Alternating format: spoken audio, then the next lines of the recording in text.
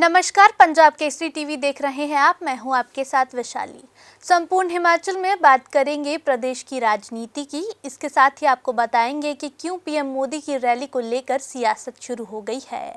इसके साथ ही मौसम का अपडेट भी आपको देंगे, लेकिन नजर सबसे पहले अब तक की हेडलाइंस पर। विधानसभा चुनावों के लिए संगठन को मजबूत करने में जुटी महिला कांग्रेस प्रदेश अध्यक्ष प्रतिभा सिंह ने भाजपा पर साधा निशाना। कहा, अब बहकावे में नहीं आएगी जनता। पीएम मोदी की रैली पर सियासत शुरू। सीपीआईएम का बीजेपी पर तंज। कहा, उम्मीद है कि इस बार आर्थिक पैकेज की घोषणा करेंगे पीएम मोदी। पेपर लीक मामले में घोषणा के 7 दिन बीतने के बाद भी शुरू नहीं हुई सीबीआई जांच। कांग्रेस का आरोप, एसआईटी मिटा रही सबूत। जांच के नाम पर इस तरह की हरकत अगर वो करते हैं तो मैं समझती हूँ इससे बड़े शर्म की बात कोई और नहीं हो सकती। कहाँ तो हिमाचल प्रदेश एक स्कूल में जाकर एक देखना चाहिए कि बारिश से तापमान में आई गिरावट। मौसम विभाग ने जारी किया येलो अलर्ट।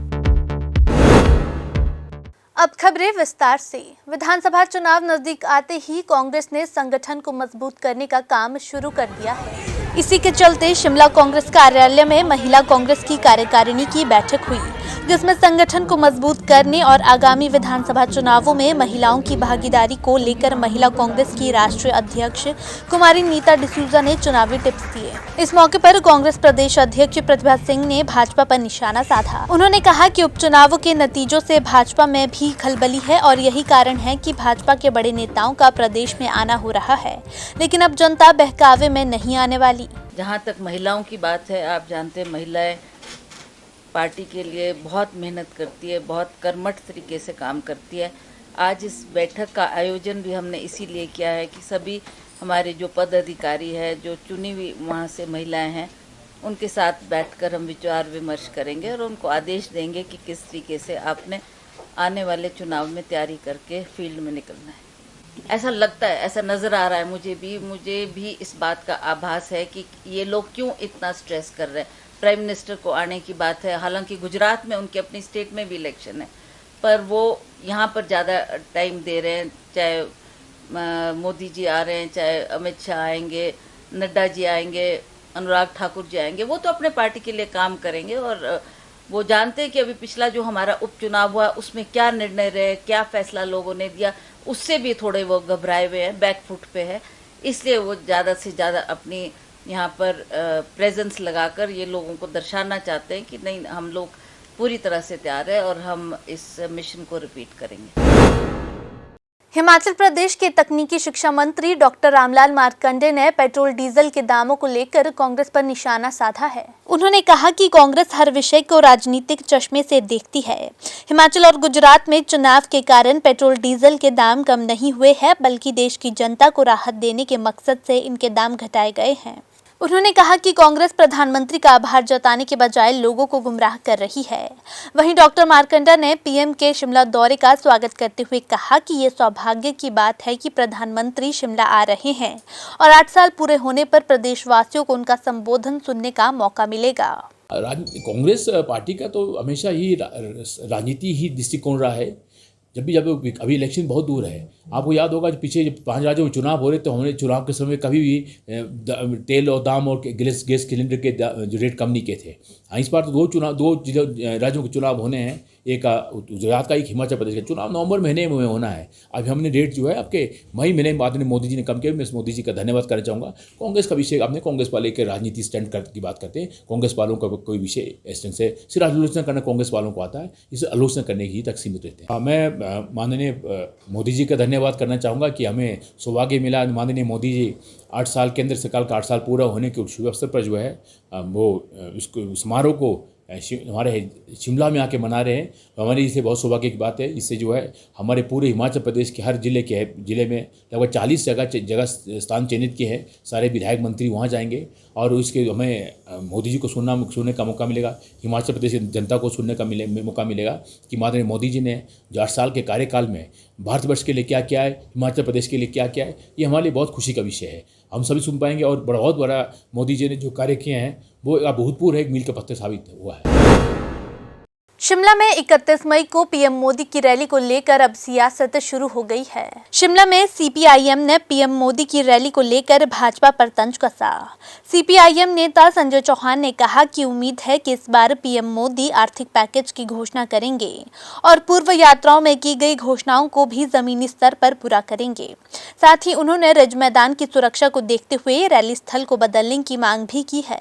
शिमला नागरिक सभा माननीय प्रधानमंत्री की शिमला की प्रस्तावित यात्रा में उनका स्वागत करती है तथा आशा करती है कि माननीय प्रधानमंत्री इस यात्रा के दौरान प्रदेश व शिमला शहर के लिए जो है विकास परियोजनाओं को लेकर जो है आर्थिक पैकेज की घोषणा करेगी तथा पूर्व यात्राओं में जो घोषणाएं की है उनको जो है जमीनी स्तर पर लागू करवाएगी। जिस प्रकार से सरकार के द्वारा इस यात्रा के दौरान एक बड़ी रैली का आयोजन किया जा रहा है, उसको ध्यान में रखते हुए नागरिक सभा सरकार व प्रधानमंत्री कार्यालय से आग्रह करती है कि जो इस रैली के लिए चयनित स्थान जो रिज मैदान है उसकी सामरिक दृष्टि से देखते हुए और इसके ऐतिहासिक दृष्टि से देखते हुए और जन असुविधा को देखते हुए इस स्थान को बदलकर जो है वो एनाडेल ग्राउंड में जो है वो रैली जो है वो की जाए ताकि जनता को जो है वो कम से कम असुविधा हो और इस रिज की सुरक्षा के लिए भी जो है वो खतरा पैदा न हो।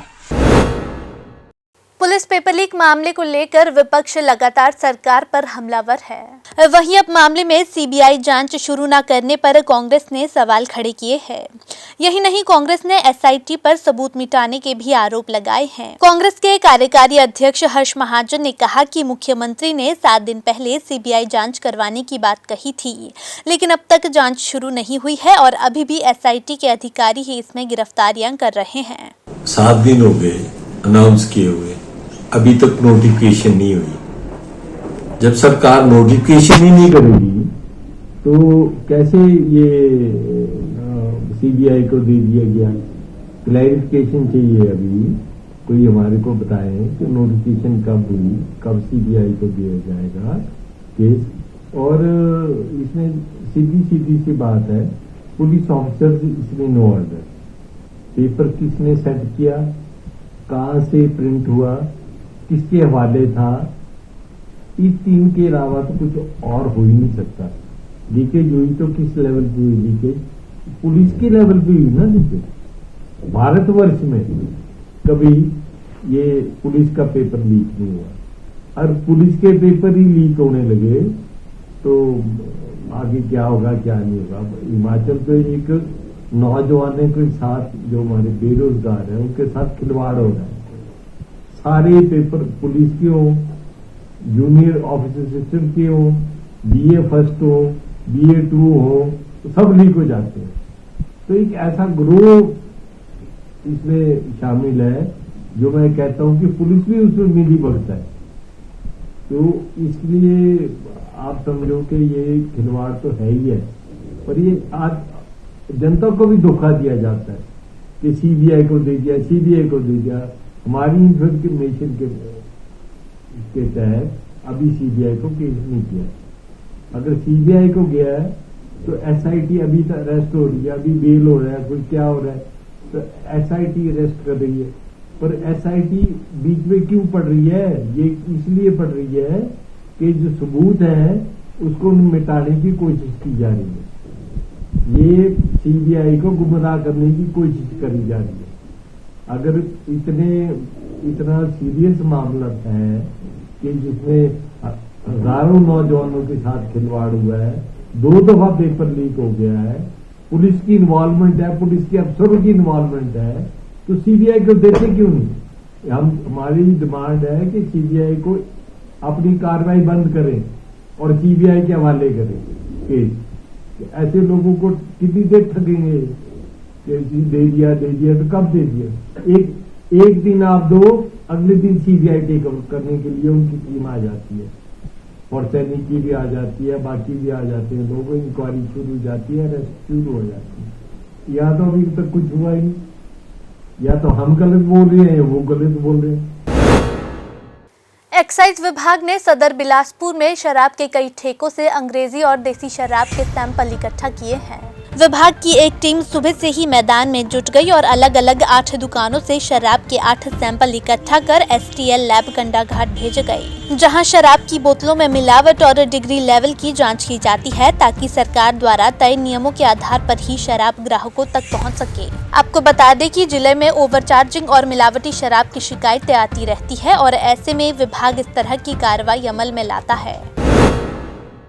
सिरमौर जिले में पिछले 3 महीनों से आशा कार्यकर्ताओं को वेतन नहीं मिल रहा है, जिस कारण उन्हें काफी परेशानियों का सामना करना पड़ रहा है। वहीं अपनी समस्याओं को लेकर धगेड़ा की आशा कार्यकर्ता CMO से मिलने नाहन पहुंची।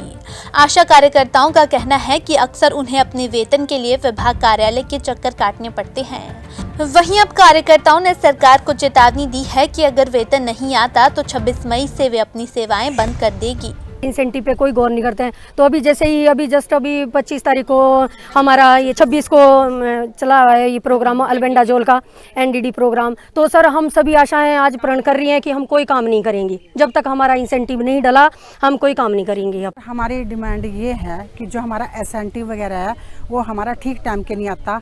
हमारा जो है अब ये 4th मंथ लग चुका है, जो हमारा इंसेंटिव नहीं आ रहा। हमें बोलते तो हैं आ जाएगा, लेकिन हमें ये नहीं पता लगता वो कब आएगा। ठीक है, और जो ये सरकार वादे करती है हमारे लिए और इतनी हमारी तारीफें होती हैं, तारीफों से क्या पेट कभी भरता है। हिमाचल प्रदेश सहित पूरे उत्तर भारत में मौसम का मिजाज बदल गया है। मई की प्रचंड गर्मी के बीच मैदानी इलाकों में बादल खूब बरस रहे हैं। प्रदेश के सबसे बड़े जिला कांगड़ा में तापमान में खासी गिरावट दर्ज की गई है। यहां बारिश होने से तापमान 35 डिग्री से लुढ़क कर सीधा 17 डिग्री पर पहुंच गया है। बरसते हुए बादलों ने यहां किसानों को भी राहत दी है। वहीं कांगड़ा के पर्यटन क्षेत्र धर्मशाला में भी मौसम सुहाना हो गया है, जिस कारण पर्यटकों की तादाद बढ़ने की उम्मीद है।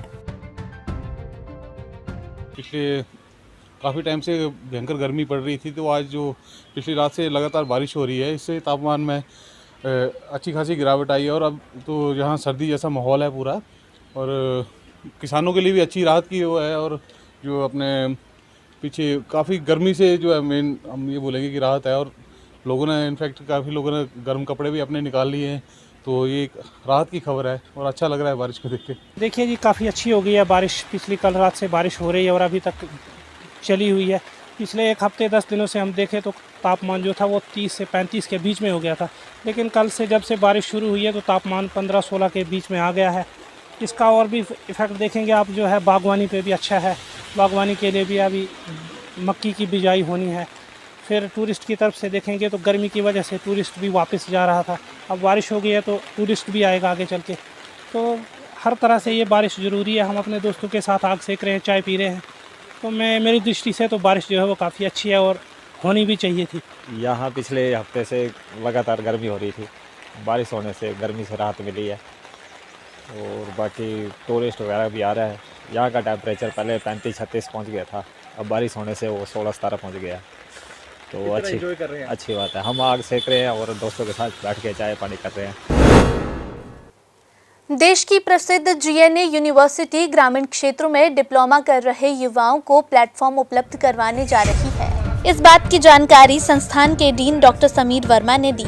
उन्होंने बताया कि GNA यूनिवर्सिटी ने राज्य के बहुतकनीकी संस्थान के साथ MOU साइन किया है, जिसमें यूनिवर्सिटी राज्य के बहुतकनीकी संस्थान के बच्चों के लिए नॉलेज शेयरिंग, इंटर्नशिप और जॉब प्लेसमेंट दिलाने का काम करेगी। उन्होंने बताया कि विश्वविद्यालय के अपने एयरपोर्ट व निर्माण यूनिट होने के कारण युवाओं को जॉब ट्रेनिंग करने में सुविधा होगी। जो कि एक इंडस्ट्री प्रमोटेड यूनिवर्सिटी है, उन्होंने आज प्रेस वार्ता का यहाँ पर आयोजन किया हमीरपुर के अंदर, ताकि वो अपने कोर्सेज के बारे में और स्कॉलरशिप्स के बारे में पूरी इन्फॉर्मेशन दे सकें। यूनिवर्सिटी जो है एक इंडस्ट्री के प्रमोटेड है और अलग अलग तरह के कोर्सेज जैसे इंजीनियरिंग के, होटल मैनेजमेंट के, एनिमेशन मल्टीमीडिया के, मैनेजमेंट के और पैरामेडिकल कोर्सेज हम ऑफर कर रहे हैं, जिसके अंदर बच्चों को 20% से लेके 60% तक की स्कॉलरशिप दी जा रही है। ये सारी इन्फॉर्मेशन बच्चा हमारी वेबसाइट के ऊपर जाके, हमारे फेसबुक पेज, इंस्टा पेज के ऊपर भी जाकर वहाँ से सारी इन्फॉर्मेशन ले सकता है। हम ये आश्वासन देते हैं कि बच्चा जो भी स्कॉलरशिप के बाद फीस दे रहा है, उसके बाद उसकी प्लेसमेंट एक अच्छी कंपनी में करवाई जाएगी, उसकी प्लेसमेंट की पूरी तैयारी कराई जाएगी।